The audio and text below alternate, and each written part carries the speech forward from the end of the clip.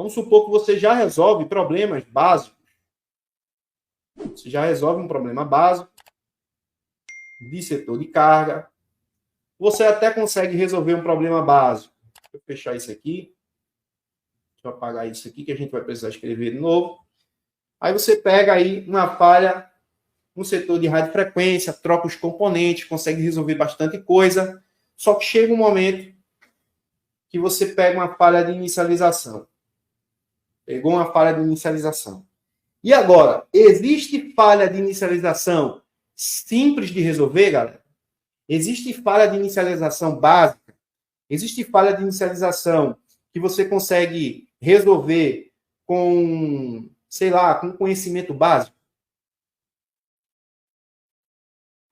Vamos lá. Falha de inicialização, por incrível que pareça, vamos lá.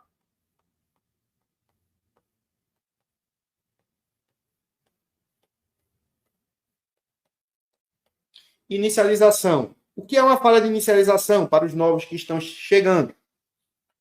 Inicialização é aquela falha onde você coloca o aparelho na fonte de bancada, pressiona o botão power e ele trava no consumo, ou ele mostra um pequeno consumo ou um consumo mais elevado, e quando você solta o power, ele cai para zero. Certo? Ou quando você pressiona o power, o aparelho não sai de zero. Esses são os tipos de falhas de inicialização. Ok? Para resolver falha de inicialização, eu preciso entender coisas complexas? Não. Por incrível que pareça, falha de inicialização não é avançada. Certo? E muita gente acaba me questionando em relação a o porquê que, para resolver, entendam só, não é que a inicialização ela não requer técnicas avançadas, requer. Muitas vezes você precisa fazer uma CPU para resolver o problema, muitas vezes você vai precisar fazer uma programação na memória, então exige um conhecimento avançado para resolver. Mas para diagnosticar, muitas vezes não precisa de tanto conhecimento elevado. Então, entenda, para resolver, tem que ter conhecimento elevado, certo? Conhecimento, digamos assim, mais alto. Então, conhecimento para resolver a falha.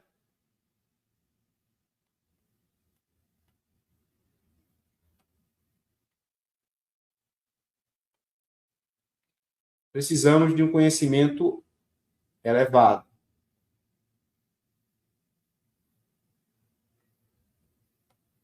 Bora, meu filho. Vamos lá.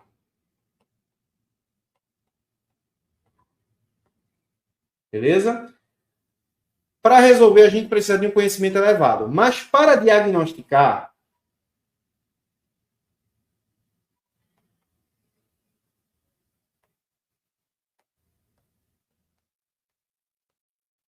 a gente só precisa do conhecimento básico. Aí você vai me perguntar, como assim, professor? Eu quero entender o porquê que para resolver eu preciso de um conhecimento elevado e para diagnosticar eu preciso de um, ou seja, ou para analisar, né, chegar à conclusão da falha, eu preciso de um conhecimento básico. Vamos lá, pessoal. Para você analisar o setor de inicialização, que é um setor lógico, você precisa entender sobre eletrônica.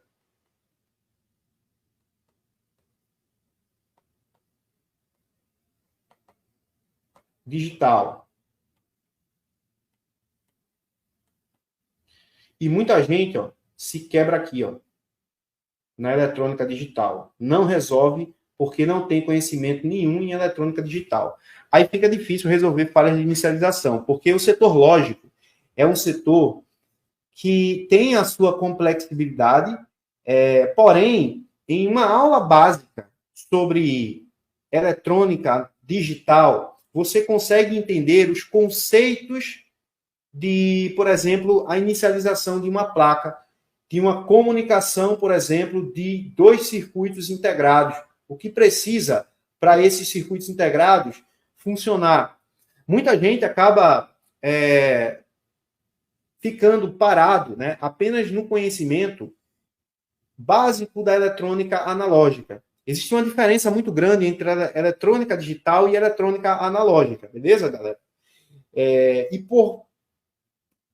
pelos técnicos não pararem, a correria do dia é tão grande que a galera não para estudar eletrônica digital. Não param para estudar eletrônica analógica também, certo?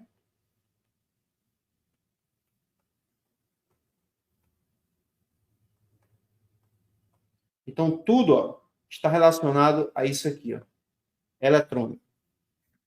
Eu sempre vou bater nessa tecla porque sempre foi o que começou a mudar a minha visão nas análises de bancada, nas coisas que eu venho fazendo, nos trabalhos que eu tenho aqui, os meus resultados.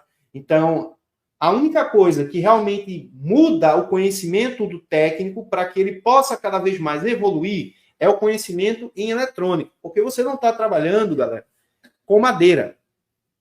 Você não está trabalhando com vidro, certo? Que você precisa aprender a cortar um vidro, a utilizar uma serra para cortar uma madeira. Você não está trabalhando com esses tipos de produto. Você trabalha com um produto eletrônico. E quem acha, ou quem estiver achando que vai conseguir resolver problemas complexos em placas eletrônicas, sem estudar eletrônica, está se enganando. Certo? Então, se você não tem saco para estudar eletrônica, se você não tem, por exemplo, gosto pela eletrônica, então você, me desculpe falar, você vai estar na profissão errada, beleza? Eu sei que tem muita gente que às vezes acaba até me confrontando em relação a isso, porque dizem assim, não, a gente aprende um tipo de modelo e dá para consertar um bocado de placa ali só com o modelo. Mas não, você vai conseguir consertar um monte de serviço básico. Mas quando você pegar algo mais elevado, você não consegue resolver. Vamos lá. Vamos entrar agora aqui num assunto mais elevado para que você entenda. A gente vai abrir aqui o esquema elétrico, mapeamento e coisas do tipo, beleza? Vamos lá. Você pega aí um setor, vamos supor, um setor de Wi-Fi. Vamos supor que eu tenho aqui esse quadradinho que representa o módulo Wi-Fi. Certo? Esse aqui é o CI do Wi-Fi. Seria aqui o WCN, certo? WCN, que é o nosso CI de Wi-Fi. Vamos supor que você tem um aparelho que ele não está ativando o Wi-Fi. Quando a gente tem uma falha onde o aparelho não ativa o Wi-Fi, o primeiro componente, o componente que já nos chama a atenção, é o próprio WCN. Beleza? E o que a maioria das pessoas fazem? Acabam fazendo rebalo nesse circuito integrado. Rebala o circuito integrado e o Wi-Fi ativa. Ok? Então, quando a gente pega uma falha, a primeira coisa que a gente deve observar é o sintoma que aquele aparelho está apresentando. Certo? Se o aparelho está com a rede baixa, ele ativa o Wi-Fi, mas a rede ela não consegue encontrar a rede, ou a rede fica um sinal muito baixo, então a falha está pela antena, pode estar também por outros componentes, certo? Mas a maioria das vezes vai estar relacionada à antena. Então, para a falha de Wi-Fi, a gente vai ter basicamente dois tipos de sintoma que pode mudar o protocolo. Se eu tenho uma falha onde o aparelho não ativa o Wi-Fi, o protocolo seria trabalhar a parte do módulo. Se eu tenho uma falha onde o aparelho ele não está, por exemplo, achando rede, ou acha a rede, mas a rede fica muito baixa, então eu verifico a antena. Ok? Coloquei aqui a antena. Então, é basicamente isso. Só que tem o seguinte, eu já peguei diversos aparelhos que, quando o Wi-Fi não ativa, você vai lá e faz o rebalem no WCN. Por que eu vou fazer o rebalem no WCN? Deixa eu apagar aqui de novo. Fazer um quadradinho aqui mais bonitinho. Eu tenho um WCN aqui. E esse meu WCN, que é o CI de Wi-Fi, vamos supor que ele não está ativando. Aí, o que, que a gente faz aqui logo de cara? A gente vai e substitui o circuito integrado. Por quê? Porque a gente pode ganhar tempo. Então, eu vejo pessoas dizendo assim, não, eu tenho que medir alguma coisa. Cara, se tu tem uma falha, que é óbvio que seja o módulo, você tem que trocar o módulo imediatamente. Por quê? Porque vamos supor que você vai perder 30 minutos analisando, mas você vai passar 15 minutos para trocar ou para fazer um rebalho nesse WCN, você pode simplesmente, deixa eu aumentar aqui, você pode simplesmente resolver o problema em 15 minutos, em 10 minutos, em 20 minutos. Só que quando você não consegue resolver, você precisa fazer a engenharia reversa. Ok? E o que seria uma engenharia reversa? Você começar a analisar o circuito do WCN para entender o porquê que ele não está ativando. Vamos lá, tem um aparelho que ele não está ativando. Vou lá diretamente, acho o WCN, que é o módulo do Wi-Fi, faço um rebale ou substituo. Se resolver, show de bola. Problema resolvido, não perdi tempo. Se não resolve, eu preciso fazer análise nesse setor. Aí eu pergunto para você, você que está acompanhando a live aí, eu quero que você deixe aqui no chat. Você está preparado para fazer uma análise no setor de WCN, por exemplo? Você está preparado para fazer uma engenharia reversa no setor de carga? Você está preparado para fazer uma engenharia reversa do setor de RF? Você está preparado em fazer uma engenharia reversa do setor lógico de inicialização? Você está preparado em fazer uma análise, no setor, por exemplo, de imagem, de iluminação, setor de NFC, setor de GPS? Você conhece o circuito a ponto de você conseguir resolver esses problemas analisando? Se você consegue, parabéns, você está no nível avançado. Se você não tem conhecimento para resolver esses problemas utilizando seus equipamentos de análise, infelizmente, você está no nível básico. Certo? Então, aí você vai entender se você está no nível avançado ou se você está no nível básico. Mas para o cara sair do básico e ir para o avançado,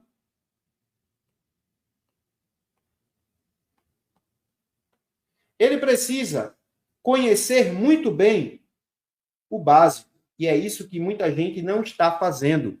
Não estão estudando os conceitos básicos das análises, da eletrônica aplicada para smartphone. Não estão estudando o básico. Como é que vai resolver uma falha avançada se você não tem o básico? Como é que você vai conseguir entender sobre conceitos avançados se você não está focado em aprender o básico? Porque muitas vezes o básico é chato de aprender. Muitas vezes o básico digamos assim, seja complicado até, porque você não tem um conhecimento de nada no início, e aí o básico se torna algo avançado para você. É igual você vai entrar agora para começar a reparar a placa, nunca mexeu com solda, nunca mexeu em nada. Você que vai fazer um conector de carga, a dificuldade é a mesma daquele que está começando a fazer reparo de CPU. Certo? O cara que está começando a fazer o CPU, provavelmente ele já sabe fazer um conector e faz de olho fechado. Mas o cara que está começando a fazer o conector de carga, para ele é muito chato. Então, o que acontece muitas vezes? O cara quer fazer reparo em CPU,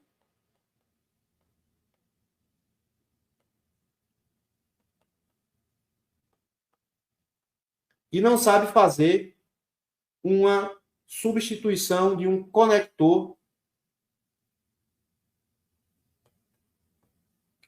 tipo C.